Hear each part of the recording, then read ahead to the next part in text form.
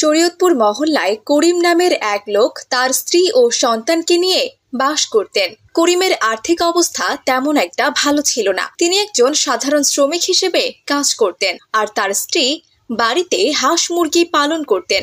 এভাবে কোনো রকমে তাদের সংসার চলছিল। একদিন করিম বৃষ্টিতে ভিজে কাজের খোঁজে বেরিয়েছিলেন, কিন্তু দুর্ভাগ্যবশত তিনি কোনো কাজ পাননি। তাই তিনি আলহামদুলিল্লাহ বলতে বলতে বাড়ির দিকে ফিরছিলেন। আলহামদুলিল্লাহ, আলহামদুলিল্লাহ, আলহামদুলিল্লাহ। বাড়িতে ফিরে করিম দেখলেন তার স্ত্রী বারান্দায় দাঁড়িয়ে আছে।